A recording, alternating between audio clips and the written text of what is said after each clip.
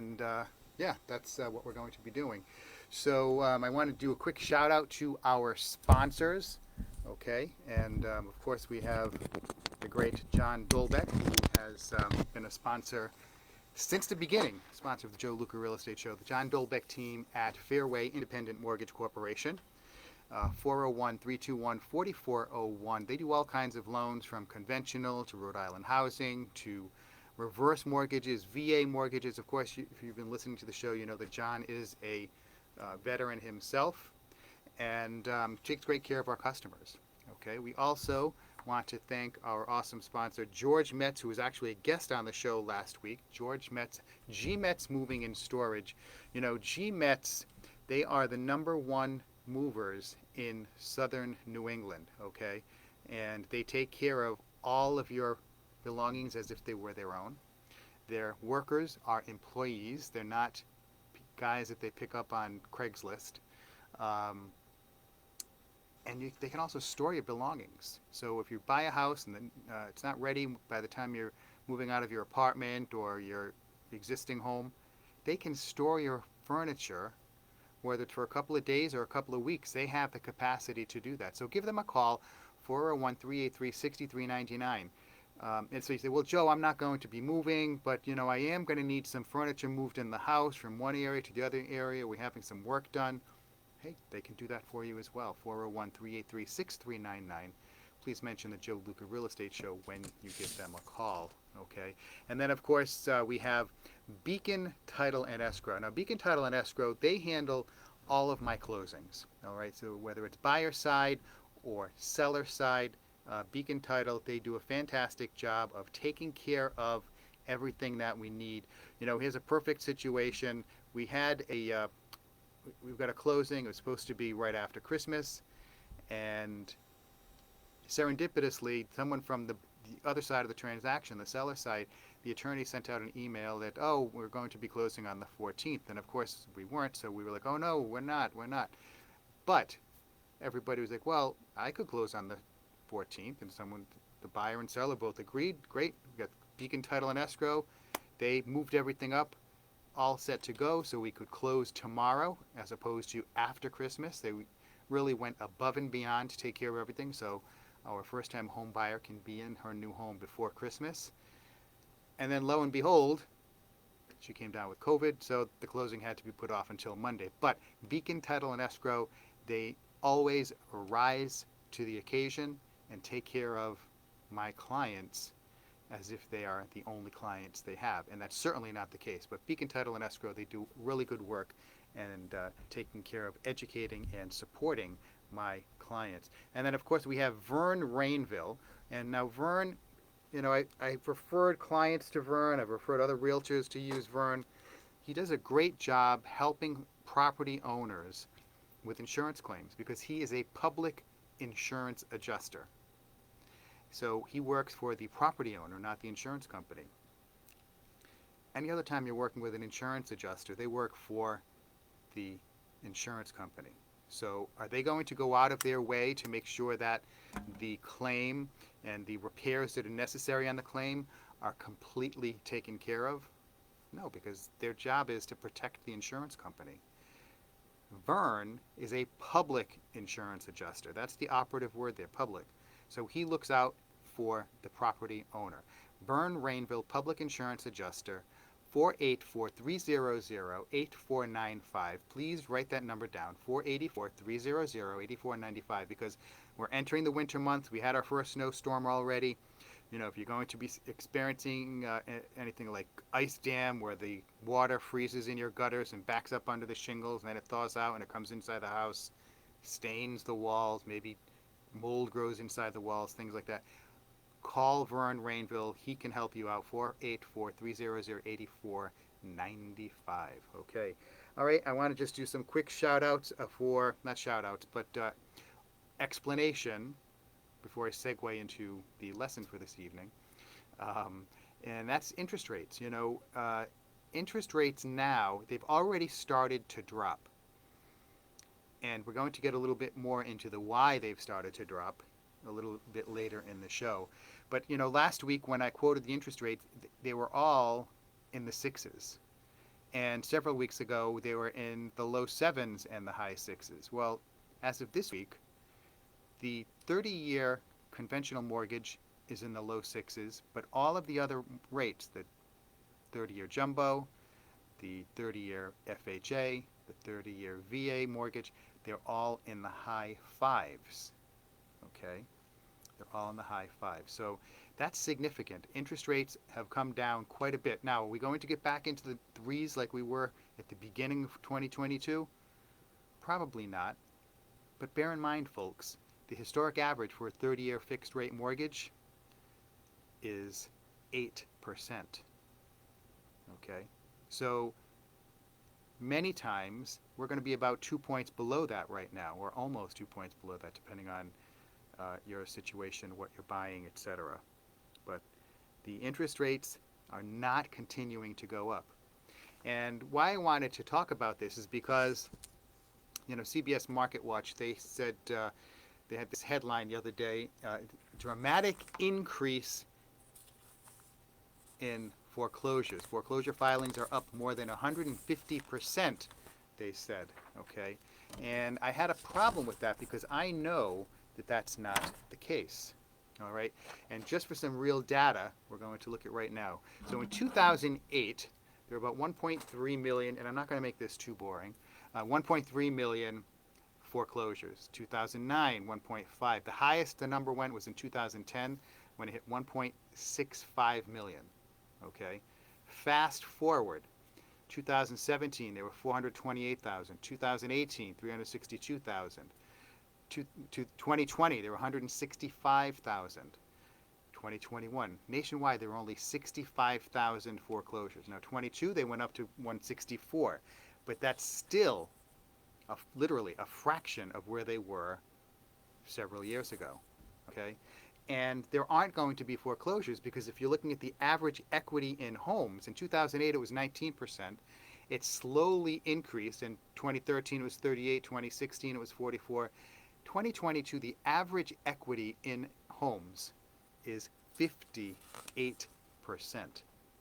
So worst case scenario, if someone they lose their job, they can't make their mortgage payments, they're going to get foreclosed on if they don't do something. All they have to do is put the house on the market. The house will sell and they'll have money, a profit that they can keep. Okay, so there were very, very few cases where you're going to have foreclosures. And again, if you look at that number, so we were talking about this in 2022, what was the number I said? 164,000 foreclosures. Okay. By the end of this year, we're going to be a touch under 5 million, about 4.7, 4.8 million sales. Okay. We were up knocking on 6 million sales a couple of years ago. But that 165,000, again, is a fraction of the new home sales. And of all the homes out there, it's obviously it's a minute percentage. Okay. So we're not going to be having these mass foreclosures, or it's not going to be all this, hidden inventory or shadow inventory or gray inventory, whatever the euphemism you want to use is. That's just, it's a fallacy. It's not true. The people who say that are people who don't know what they're talking about in plain English. They don't know the data. If you folks have any questions about this, don't hesitate to give me a call, 401-769-0600. That's right here at WNRI. Or you could call toll-free if you're outside of Rhode Island, 1-800-949-9674. Okay. Give us a call, 401-769-0600 for a local call. So we're not going to have the foreclosures. And the next thing, people were talking about is I can't buy a home. There are no homes. And that's true. Demand, it's been a seller's market because demand has far outstripped supply. And that's still the case, okay? Even though demand has waned a little bit from last year, inventory, the supply, is still very low, okay? builders are cautious now. They're not getting overly anxious or overly ambitious or aggressive with building new homes because they learned a lesson from the 2006 to 2009 period when they were building homes like they were going out of style, and then there was too much inventory. Okay, so they've really cut back on how aggressive they are. So right now there are 1.4 million housing starts that have been completed. All right. Annually, we need to replace about 0.1 million homes. So the total new supply is actually 1.3 million. All right. That's the new supply. Housing formations, okay, if you're looking at housing formations, that number is 1.3 million. Okay, 1.3 million. That's the demand. New people, the kids grow up, they want to move out, excuse me, from parents and buy a home. All right, and the age where most people buy their first home, again, you've heard me say this before, is in that 33 plus or minus, so 30 to 35 years old, okay? That's where most folks buy their first home.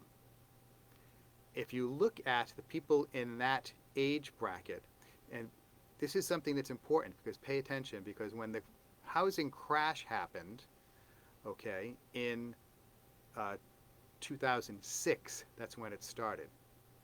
If you go before that by 33 years, you're in 1973.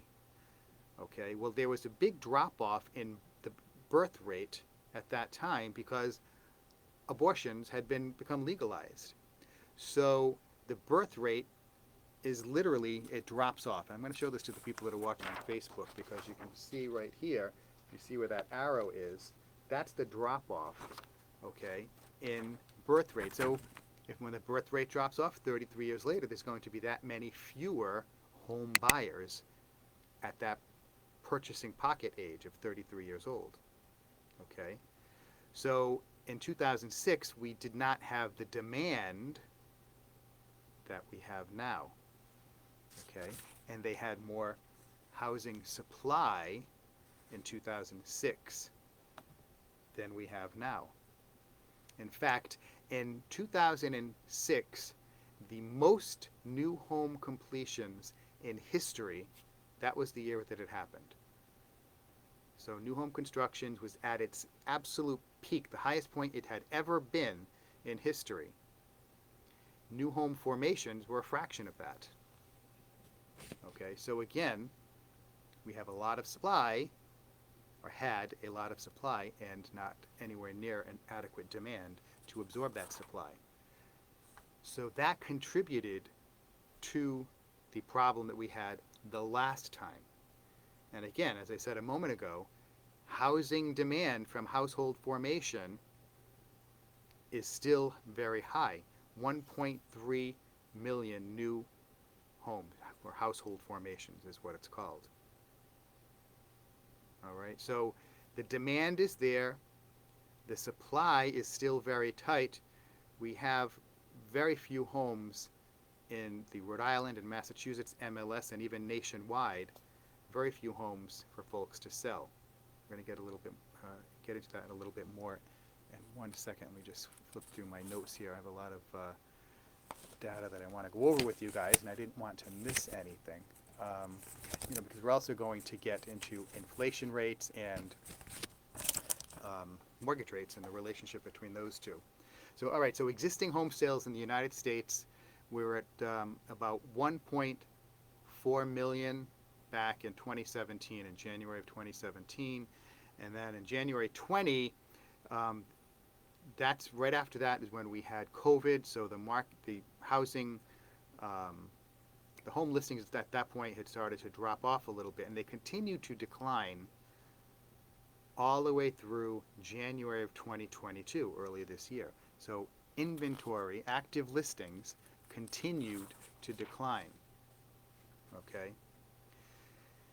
And it's actually even tighter because they're saying, oh, their inventory is up. Okay, well, if you're looking at existing home inventory, it's at about 1.2 million. But part of that is homes that are under contract. In other words, buyer and seller agreed on a price, and they're in the process of getting things, home inspections completed, appraisals, things like that. When you subtract out all of the under contract homes, which is about 460,000, your actual inventory for active listings in this country is about 750,000 homes, 750,000. Not a lot of inventory. And when you compare this to historical numbers, going all the way back to 2000, okay, in the year 2000 we had about 2 million homes. In the year 2006 and 7 we had, almost just about 4 million homes. And now we're at 1.2 million. Big difference. That's the lowest it's been in over 20 years. Okay, and by a lot, because in 2000 it was about 2 million, and maybe 2001 it was probably about 1.9 million, maybe 1.8 million. We're at 1.2 million. So inventory is very, very tight. Okay, so again, we have new home formations, 1.3 million, and new home and inventory is very tight. And that 1.2 million number is really not a valid number, because that includes the ones that are under contract. Okay, that includes the homes that are under contract. So it's even tighter than it is. The supply is much more restricted than it would otherwise seem. All right, folks, you're listening to the Joe Luca Real Estate Show right here on WNRI 99.9 FM, 1380 on the AM dial. Give us a call if you have any thoughts or questions, 401-769-0600 or 1-800-949-9674. If you want to, debate, question, dispute anything that I'm saying, I'd be more than happy to take your call on the show. Again, 401-769-0600, 1-800-949-9674. Right, something else I want to talk about, because another argument that people make is they talk about, Gen Xers and actually millennials, Gen Z, they do not want to buy homes anymore because it's not affordable, and they just want to rent. And it makes a lot more sense for them to rent because, they can't afford a home. Well, what I want to do now is I want to go over some data. And a lot of the data that I have here, folks, is from a webinar that I participated in. It was conducted by a guy named Barry Habib. So I want to give Barry Habib a lot of props, because he provided a lot of data for me that I'm using in our show today. Barry Habib is a national, one of the talking heads, but he's the real deal. He knows what he's talking about, and he's provided a lot of data here for me. So, all right, last year you could get a house, loan amount $400,000, and your interest rate was 3.5%. Your monthly payment was $1,796. Your household income back then was $9,000 a year. This is just 1 year ago. This year, that same house is going to be a $440,000 house. Okay, the interest rate is going to be 6.5%. And as I said earlier in the show, the rates are actually lower than that in many cases. So the monthly payment is $2,781 per month today. Last year it was $1,796, so that's a $985 per month increase. Household income increased 9% in the past year. So your household income went from $9,000 to $9,810, but your monthly payment went up $985. And then also gasoline went up $89, food went up $79, other services went up $73. So all those expenses are up. You have an increase of $1,226. Okay, that's figuring a 7.6% increase due to inflation for those other expenses. All right. So the total amount today for those expenses is $1,556. It can be $1,226. Next year it will be $1,556. Okay. Now let's look at the affordability again. So the house, let's say it's not going to go up in value, $440,000 at a 5% interest rate. The monthly payment will be $2,360. 62. Okay, so the payment, you can refinance out of a higher rate to get into a low rate.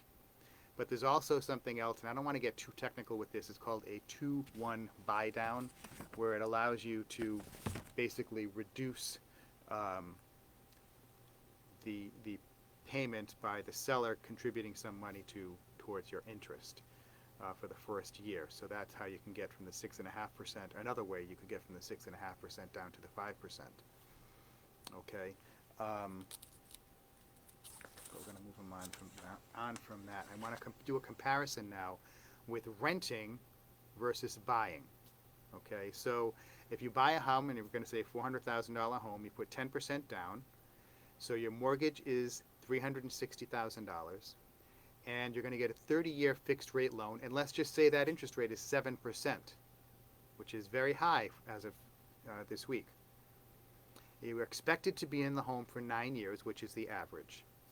With annual property taxes, these are our assumptions, increasing 2% a year. Average monthly repair cost estimate, $160 a month.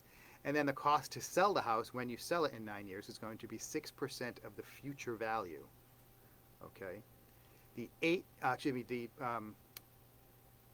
historical average appreciation, 63-year historical average appreciation for real estate is 4.75%. So we're going to use that number for our study here.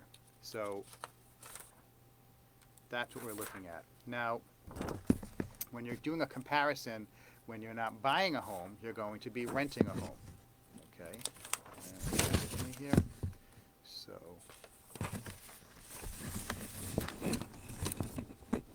we have the numbers. I've got some duplication here in my paperwork. Bear with me. All right. So if you're buying in year one, your payments are going to be $23.95. Rent for a comparably sized house, okay, we're comparing apples to apples, the rent in year one would be $3,000. But when you buy, you also have your taxes, insurance, and repairs and maintenance. So that number gets pushed up to $3,506 from the $23.95, and the rent only goes up to $3,040 for other insurance, home renters insurance. Now, assuming rent increases at the historic average, at the end of year 9, you're going to be paying $4,700 a month in rent. Call it $4,800 with insurance. After 9 years, when you do the math, you will have paid out $418,000 in rent. Okay? Think about that. The cash flow that you would have paid out for your mortgage, $384,906. So it's a cash flow difference of $33,000. Plus, your home has gone up in value. Just using that historic average of 4.75%, your $400,000 home in 9 years will be worth $607,000. Okay. Your original loan amount of $360 will have a balance, a principal balance left of $315. So you have positive amortization after everything is factored out, $44,222. You have something to show for what you've been paying for. Your housing cost for the 9 years you've been living there, you have something to show for it. When you rent, you don't. When you buy a house, your payments are fixed. Unless you refinance, your mortgage and interest payment is fixed for 30 years. Okay? And the numbers we're using, folks, we're using high interest rates, we're being conservative with appreciation rates, and the numbers we're using for rent increases are the average rate. And we're not talking, the past couple of years it's been 19% in some communities. We're using a 6% number for average rental increases. The net gain, when you factor everything out from buying a home, is $254,000. Okay, because you have all of that appreciation.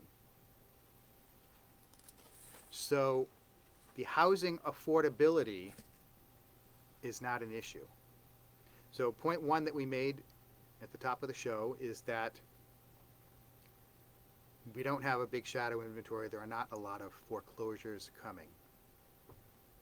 Demand is still strong because we have more buyers than homes for them to buy. Okay, remember it's listed at 1.2, but the real number is 750,000 for the whole country. 754,000 homes when you subtract out the ones that are under contract already, that are already pending. Okay. And now we're showing that the affordability, because this is another thing that, this really annoys me, because there are these guys, they go out there and they say that people don't want to rent, don't want to buy a home, then it's better off for them to rent, it's more cost effective. Yeah, these people are tools of these corporations, these hedge funds that are buying up all of these single family homes. 6% of all home sales last year were completed by corporations. So that means first-time home buyers are competing with these, hedge funds that are coming in trying to buy up homes so they can rent them out. So it makes sense for them to pay some talking head a bunch of money to talk on Fox Business and CNBC and CNN and Fox News and MSNBC, talking about how Gen Z, millennials, do not want to buy a home. They want to rent because it's too expensive. That's the narrative that they're trying to propagate.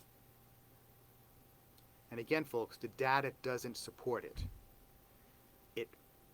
More than 9 times out of 10 makes more financial sense for you to buy a home than rent your residence.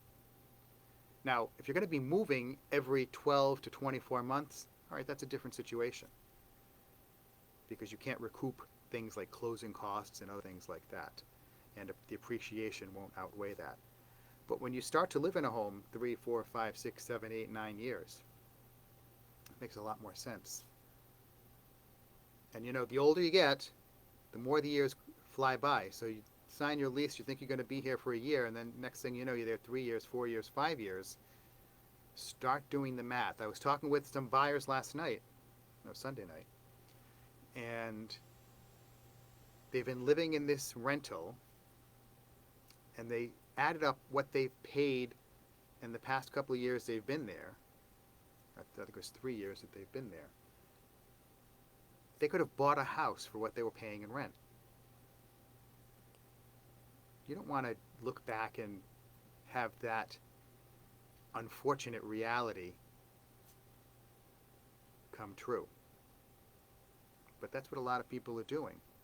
They're paying rent because it's easy, you don't want to move, you don't want to make changes, you get comfortable. Okay? Try not to let yourself fall into that rut. And I'm trying to give you some data here for reasons why you should buy a home. We're talking everything, general reasons, just the basic math, the data that support home buying and demonstrate why it's a good time to buy a home, compared to the alternative, which is renting a home. Now, can you say, well, it's not as good of a time to buy a home as it was last November? Oh, perhaps. But you can't go back to last November. We don't know if that's going to come again. I do not, I say this all the time, I don't have a crystal ball, so I can't predict what's going to happen, but I can look at the data where we are now compared to what's happened in the past. Okay? And we can, I think, make some pretty intelligent, decisions or observations. All right. I've got some other stuff here on cash flow analysis, but I don't think I'm going to get into that now because I think it's going to be a little too boring, and only nerds like me like that stuff. But we're not going to talk about investment analysis either. But I want to get back to some of the other forecasts that these talking heads have made on CNBC and some of these other shows. In October 2015, they said, on housing today, a bubble larger than 2006. Okay, at the end of 2015, appreciation was on average 5.1%. Median price of a home was $315,000. In 2016, they said, we're in a new housing bubble. At the end of the year, values went up 5.4% to an average price of $332,000. 2017, home ownership doesn't build wealth, study finds. I don't know who does these studies. Appreciation went up 6.1%. So that same home from when they made the original forecast in 2015 is now worth $353,000. 2018, quote, it's better to rent than to buy in today's housing market. By the end of 2018, appreciation was at an average rate of 4.1%. These are national averages in the aggregate. In some areas, like in this part of the country, the Northeast, southern New England, values went up even more than that. So that same house that was $315,000 in 2015 was $367,000 in 2018. In July of 2019, they said the housing market is about to shift in a bad way for buyers. Appreciation was 4% at the end of the year, and that house is now worth $382,000. In December of 2019, this is right before COVID, quote, next year will be hard on the housing market, especially in big cities. Appreciation went up 16%, and that same house was worth $443,000.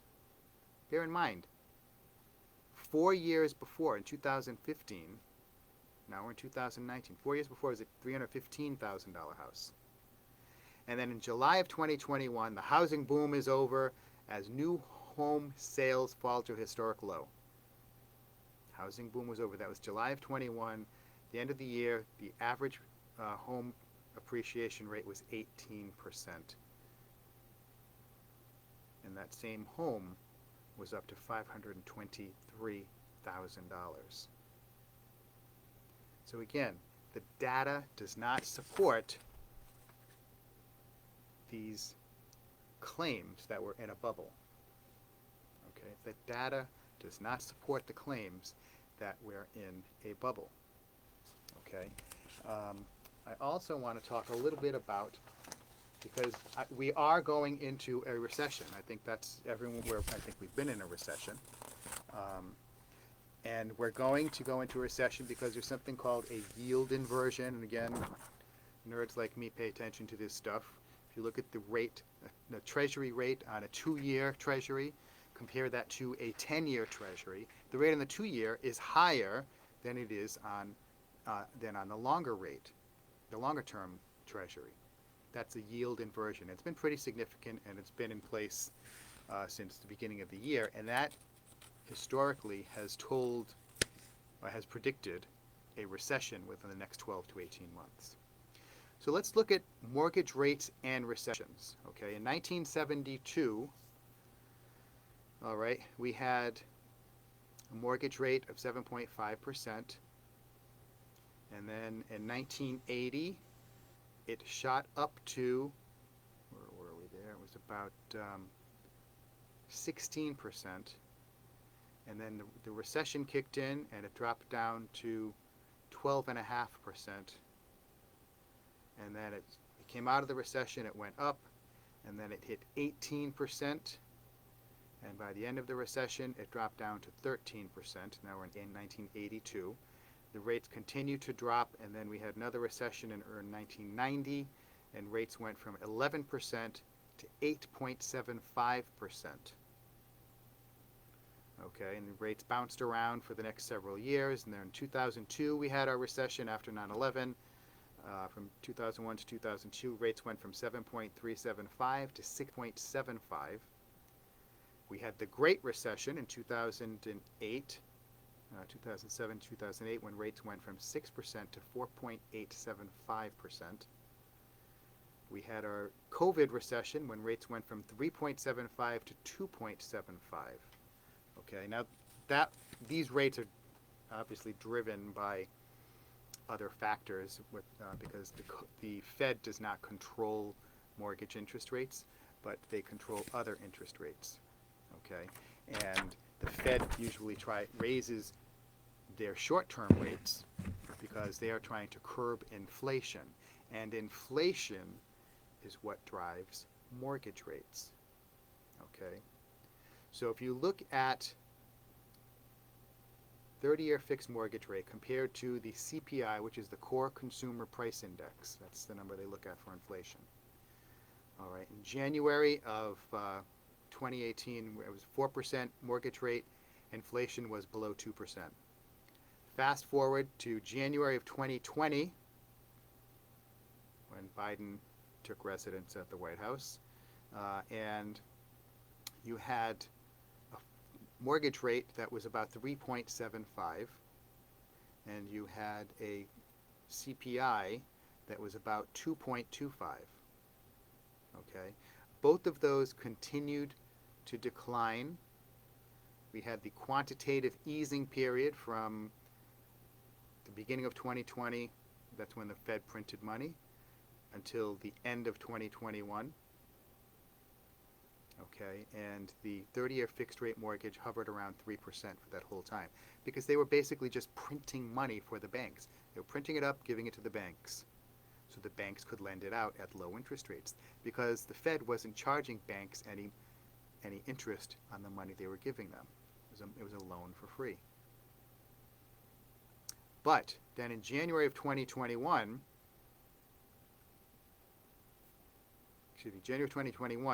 that's when the inflation rate took off. This is when Biden took residence at the White House. My apologies.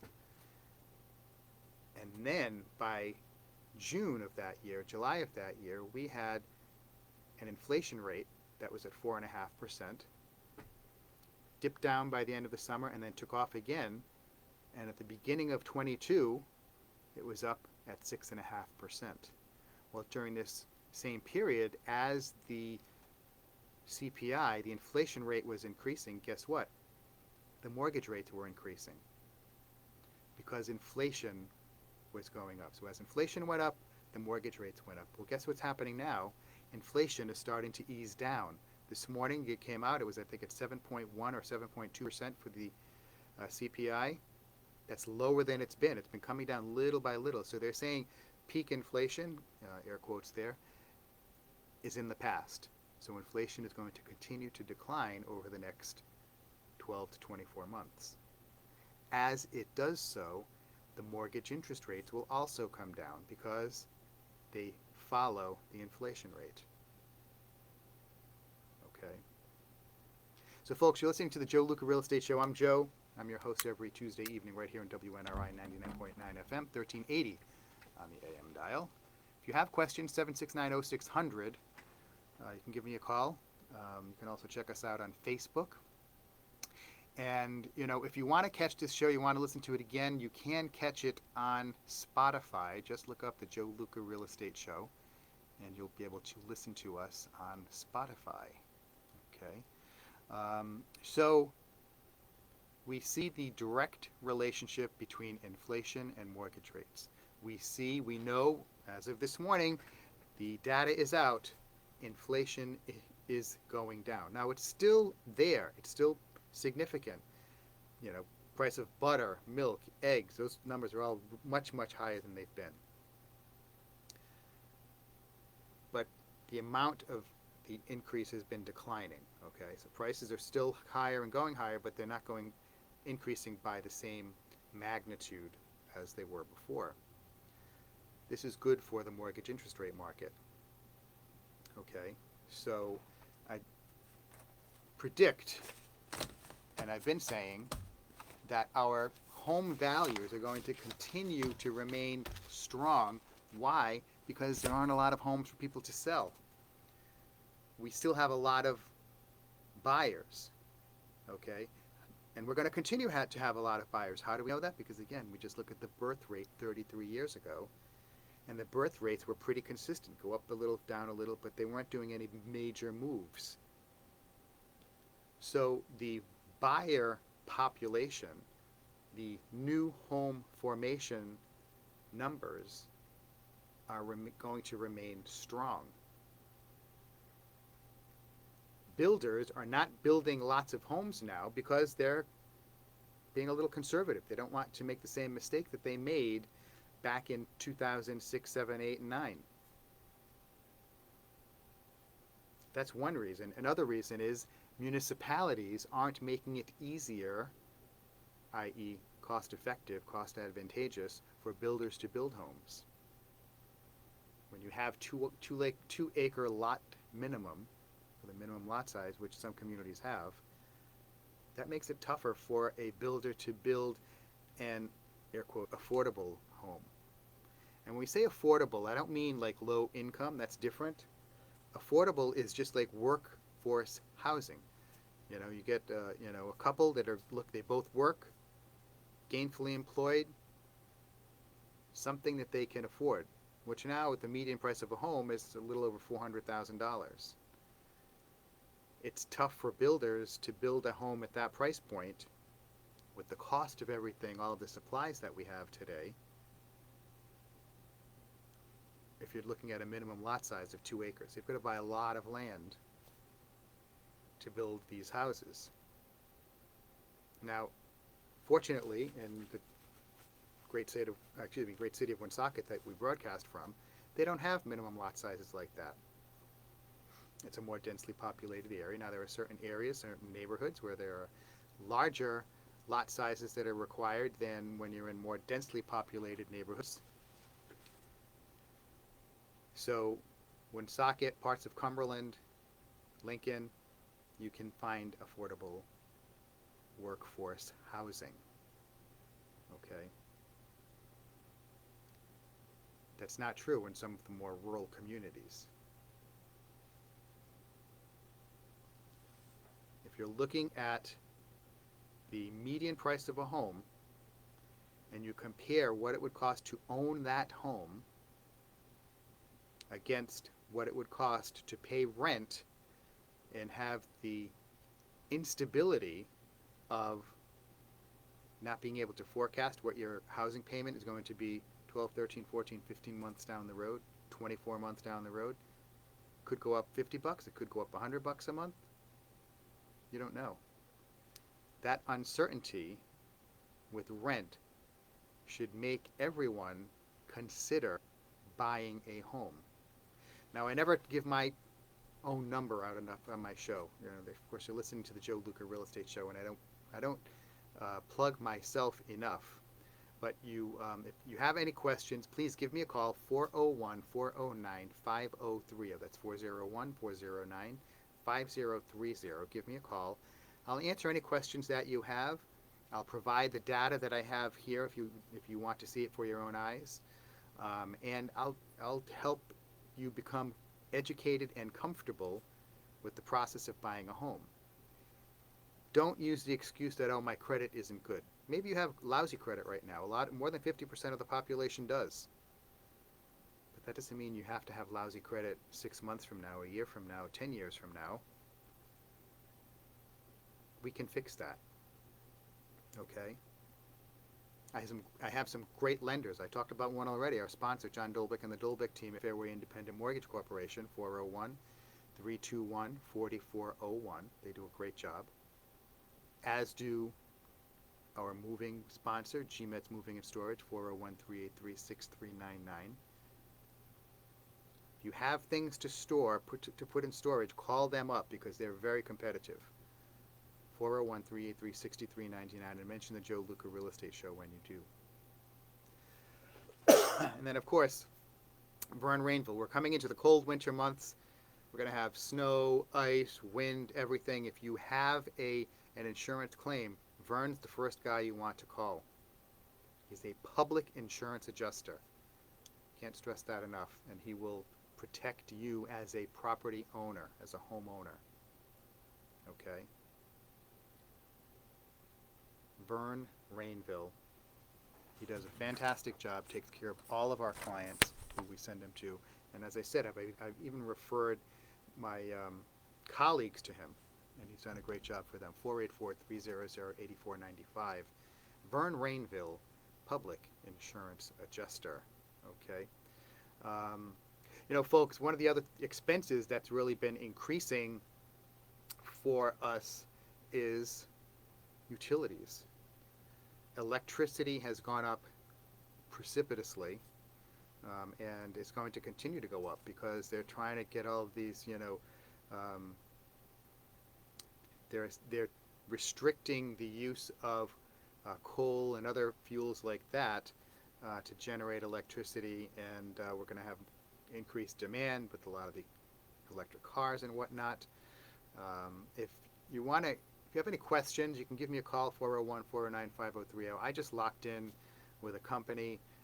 My rates are, I'm paying less than the rate at Rhode Island Energy, and I'm locked in for 3 years. So it's never, it's never going to go up. I won't be paying more than them.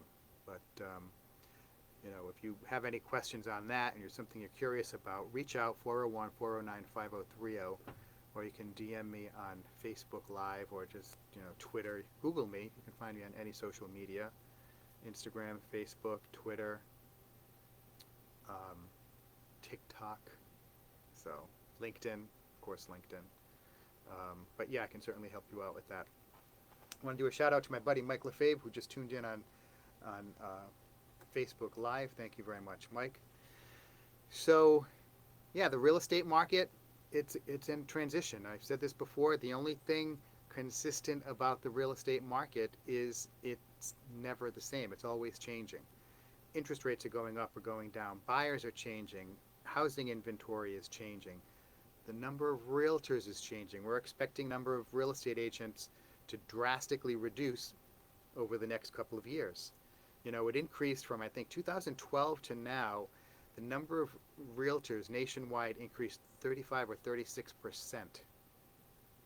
And they're expecting that number to drop off by 18% in the next year or two. So there are always things changing, there are always new hot models, business models to buy homes or sell homes or do things like that. And some are worth it and some aren't. These disruptors come and go. But one thing for sure is that yours truly, your humble host, Joe Luca, I am here to stay. And, what I always will do is give you honest answers to questions that you ask. If nothing else, I try to be honest and completely forthcoming with my clients. And I really take pride in that. I think I have one of the best jobs in the world helping people buy and sell homes, participating in the American dream. It's very rewarding for me spiritually, when you have someone that can help them buy a home. If it's a step-up home, going from a small home to a bigger home, condo to a single-family home, from an apartment to owning their own residence. It's a big step. It's a fantastic opportunity, and there are so many places on this great earth that you can't do that. I've lived overseas, and it's very difficult to buy a home overseas unless you're a wealthy American buying that home or a wealthy expat from somewhere else. If you live in one of these other countries, and I'm not talking third world countries, I'm talking first world countries, it's very difficult to buy a home while you're working because they don't have mortgages like we do. They don't have a 30-year mortgage. They certainly don't have a 30-year mortgage guaranteed by the government like we do.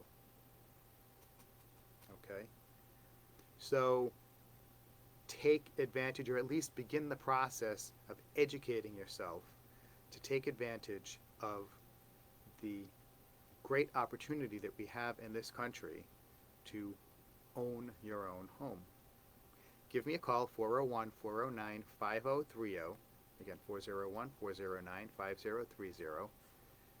And we can start the ball rolling. Don't use credit as a bad credit as an excuse, because we can take care of that. Okay? I have folks on my team that will tell you the steps you need to take to improve your credit so that after you take those steps, you can get a mortgage. And we already know that whatever interest rates are, even when they were at 18% 30 years ago, 40 years ago, it was still better to own a home and pay that high interest rate than rent. Because when you're renting, guess what? You're paying 100% interest. You're paying 100% interest. All right. So, folks, I want to thank you for tuning into the Joe Luca Real Estate Show. We're coming towards the end of our time. Next up is Rick Marinier with the Old Time Preaching Ministry. You know, we are in the thick of the Advent season. You know, all Christians getting ready for Christmas. We're preparing ourselves for the coming of our Lord and Savior Jesus Christ. And Rick Marinier is going to talk all about that because he's the real deal and he can share that information with you. And yeah, I want to tell everyone, or invite everyone to please stay tuned to WNRI 99.9 FM. And my great producer JR is coming in, and he's going to get on the computer and get everything set up so we can wrap the show up like we normally do, even though we don't have our normal computer. But the new computer is in, so we're going to be hopefully next week we'll be all queued up and ready to go with the new computer. So, all right, thank you so much, and we'll be back next week. Bye-bye. That's why ReadyWise proudly supports. Hey, guys, thank you very much. Take care. Bye-bye.